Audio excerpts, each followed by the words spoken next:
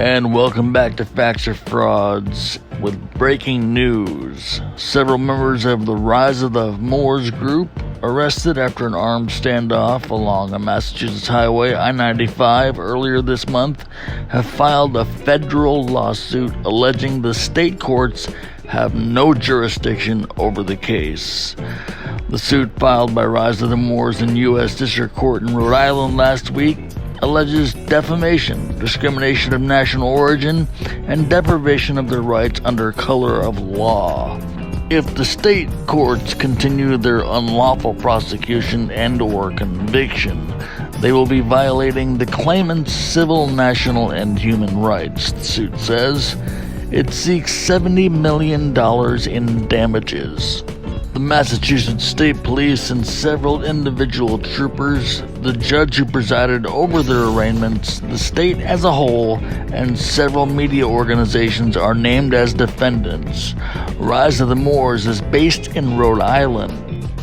A spokesperson for the state police in an email said because of the agency had not seen the suit, it could not comment on the specific allegations, but said the defendants were arrested because, and only because, they broke the law and created a clear public safety risk. A spokesperson for the state court system said the judge would have no comment. The standoff started just after 1 a.m. on July 3rd on Interstate 95 in Wakefield when a trooper stopped to offer assistance to two vehicles refueling on the side of the highway. The men from Rhode Island, New York, and Michigan were dressed in military-style clothing and body armor and were armed with long guns and pistols, did not have licenses to carry firearms in Massachusetts, police said. The self-described leader of the group said they were a traveling militia from Rhode Island to Maine for training on private land, although the exact nature of the training remains unclear, according to the police report. 10 men and a juvenile were arrested after the standoff ended peacefully hours after it started. They are being held without bail after a series of contentious arraignments and dangerous hearings at which members of the group said they are sovereign citizens of Moroccan descent and are not subject to federal or state laws. They face charges that include unlawful possession of a firearm. Thank you. All right, good afternoon again, everyone. Just briefly, because it is late and it has been a long day, I will say that although we call this a dangerousness here, what I am actually called upon to decide is whether or not the Commonwealth has proven by clear and convincing evidence that there are no conditions of release that would reasonably assure the safety of the community in this case.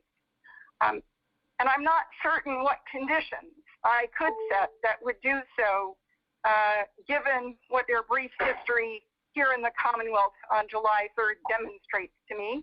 And so they are ordered held without bail. We are now going to set a probable cause hearing date, and so I will hear from the lawyers as to what date they would like. You may discuss August 9th. Is that good for all attorneys? Yeah, and I think we were in agreement that doing it by Zoom might be a good idea. Okay. August 9th.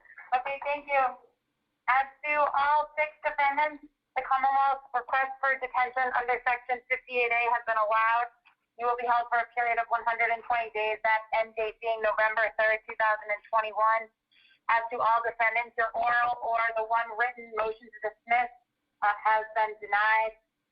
And as to Mr. Stephen Perez, Lucia L., the Commonwealth's motion to amend the complaint to reflect the name Stephen Perez with the specified date of birth has been allowed. This will issue to respective institutions for August 9th, 2021 for a probable cause hearing via Zoom. And I'm required to advise all of you that if there is probable cause to believe a new offense has been committed, your bail could be revoked and you could be held for up to the time of trial. August 9th for probable cause. Thank you. Thank you all very much. Yes, Ms. Gallo. I will motion for funds? Yes. I will allow motion for funds. Thank you, Your Honor. Thank you, Attorney Gallo. So what do you think? Are they going to win? Or is it the fall of the Moors once more?